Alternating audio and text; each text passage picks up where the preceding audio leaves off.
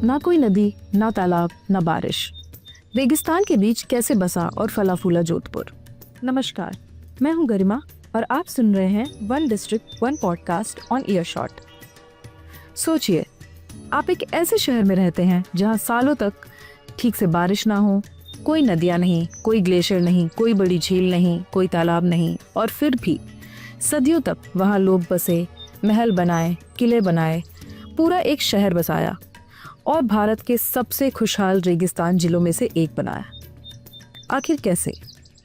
इसका जवाब कोई फैंसी अर्बन वाटर मैनेजमेंट नहीं, बल्कि ज़मीन के नीचे बावड़ियों, टैंकों, चैनलों और एक पुराने वाटर मैनेजमेंट सिस्टम में छिपा है, जिसके बारे में ज़्यादातर लोगों ने कभी सुना ही नहीं होगा। लेकिन राजा राव जोधा ने क्यों चुना जोधपुर?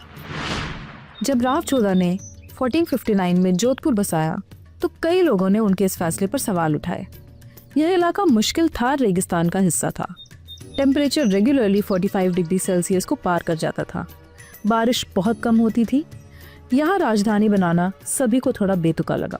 लेकिन राव जोधा और राठौर साम्राज्य एक उपजाऊ जमीन नहीं ढूंढ रहे थे। उन्हें सिक्योरिटी चाहिए थी।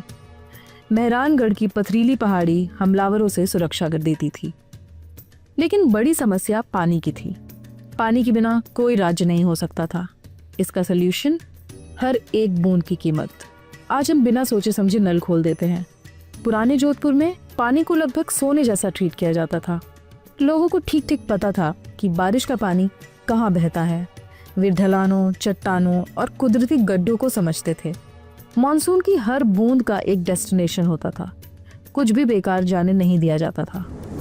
शहर ने एक शानदार सिस्टम बनाया जहां बारिश का पानी इकट्ठा किया जाता था, स्टोर किया जाता था, फिल्टर किया जाता था और दोबारा इस्तेमाल किया जाता था। ये कोई मॉडर्न इंजीनियरिंग नहीं थी। ये सैकड़ों साल पहले जोधपुर में हो रहा था। ज्यादातर टूरिस्ट मेहरानगढ़ किला देखने जाते हैं, लेकिन बहुत कम लोगों को पता है कि जोधपुर के नीचे पानी स्टोर करने का एक बहुत बड़ा नेटवर्क है। जोधपुर में ये चीजें बहुत आम थी।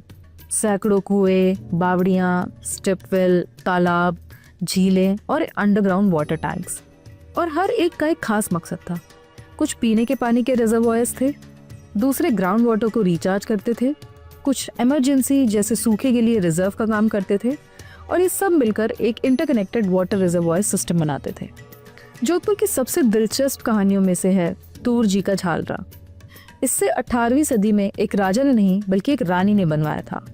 महाराजा अभय सिंह की पत्नी ने इस शानदार बावड़ी को बनवाया था।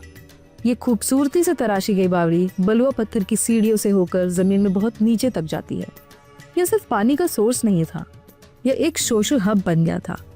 औरतें यहाँ मिलती थी, व्यापारी यहाँ आराम करते थे, यात्री यहाँ ठंडक लेते थे, बच्चे खेलते थे।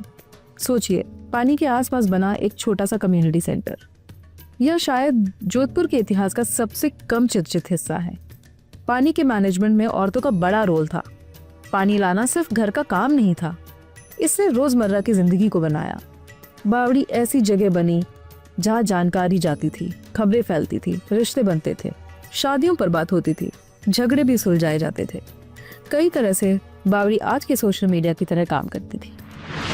मेहरानगढ़ किले के पास दो पुरानी झीलें भी हैं, रानीसर झील और पदमसर झील। ये झीलें सदियों पहले बनाई गई थी और उनका मकसद बारिश के पानी की हर बूंद को जमा करना। इन झीलों ने बार बार सूखे के बावजूद बड़ी आबादी को जिंदा रखने में मदद की। जो आज सिर्फ एक सुंदर स्ट्रक्चर दिखता है, वह कभी लोगों को जिंदा रखने का सोर्स था।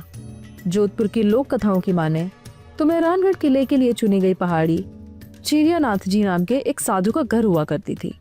जब उन्हें अपना घर छोड़ने के लिए कहा गया तो वे नाराज हो गए। कहानी के मुताबिक उन्होंने इस इलाके को श्राप दिया और कहा यह जगह हमेशा पानी की कमी से जूझेगी। सच हो या ना हो, लेकिन जोधपुर में लोग पानी को लेकर आज भी बहुत चिंता करते हैं। आज भी स्थानीय लोग यह कहानी सुनाते हैं। जोधपुर के पानी का सिस्टम सजावटी नहीं है। वे युद्ध में, सूखे में, जरूरतों में परखे हुए सिस्टम थे। इस इलाके में बार बार सूखा पड़ता था। जमा किए गए पानी की वजह से पूरा समुदाय जिंदा रहता था। पुराने रिकॉर्ड में ऐसे सालों का भी जिक्र है जब ये तालाब जिंदगी और मौत के बीच का फर्क बन गए थे। जब ब्रिटिश अफसर और फॉरेन टूरिस्ट राजस्थान पहुंचे तो वो लोग हैरान हो गए। इतने सूखे इलाके में इतना बड़ा शहर कैसे बच सकता है? कई लोगों ने लोकल वाटर हार्वेस्टिंग टेक्निक्स की तारीफ की। सस्टेनेबिलिटी के फैशन में आने से बहुत पहले जोधपुर ने इसमें महारत हासिल कर ली थी। और मजे की बात यह है कि मॉडर्न पाइपलाइन ने कई पुराने सिस्टम को गैर जरूरी बना दिया। बावड़ियों को नजरअंदाज कर दिया गया, कई कचरे से भर दी गई, कुछ तो पूरी तरह से गायब हो गई और दशकों तक लोग अपने पुरखों की ही काबिलियत को भूल गए। लेकिन फिर आया क्लाइमेट चेंज। पानी की कमी फिर से लोगों की चर्चा का विषय बन गई और अचानक हर कोई पानी से जुड़ी पुरानी समझ को फिर से खोजने लगा। आज कई बावड़ियों और तालाबों को फिर से ठीक किया जा रहा है। तुर्जी का छालरा जोधपुर की सबसे ज्यादा फोटो खींचे जाने वाली जगहों में से एक बन गया है। सिटी प्लानर्स, कंजर्वेशनिस्ट और आर्किटेक्ट्स इन सिस्टम्स को फिर से स्टडी कर रहे हैं। इन्हें सिर्फ हेरिटेज के तौर पर नहीं बल्कि क्लाइमेट चेंज प्रॉब्लम्स के सॉल्यूशंस के तौर पर देखा जा रहा है। जिन टेक्निक्स ने 500 साल पहले लोगों को जीवित रखने में मदद की थी, वो फ्यूचर में पानी की कमी से निपटने में शहरों की मदद कर सकती हैं। जब लोग जोधपुर के बारे में सोचते हैं तो उन्हें सिर्फ नीले घर, महल और किले याद आते हैं। लेकिन जोधपुर का असली चार्म सिर्फ ये फोटोजेनिक स्पॉट्स नहीं है। शहर का सबसे बड़ा हेरिटेज कोई किला या महल नहीं बल्कि एक सोच है। एक सोच कि भारत के सबसे बड़े रेगिस्तानों में से एक में लोगों ने बारिश का पानी इकट्ठा करना, उसकी हर बूंद बचाना और पानी की कमी के बावजूद एक सभ्यता बनाना सीखा। और शायद यही वह सबसे जरूरी सबक है जो जोधपुर मॉडर्न इंडिया और पूरी दुनिया को देता है। भारत की ऐसी और इंटरेस्टिंग स्टोरीज के लिए सुनते रहिए one district one story, only on Earshot media. मिलते हैं आपसे नेक्स्ट एपिसोड में एक और दिलचस्प कहानी के साथ। Till then, take care, good bye.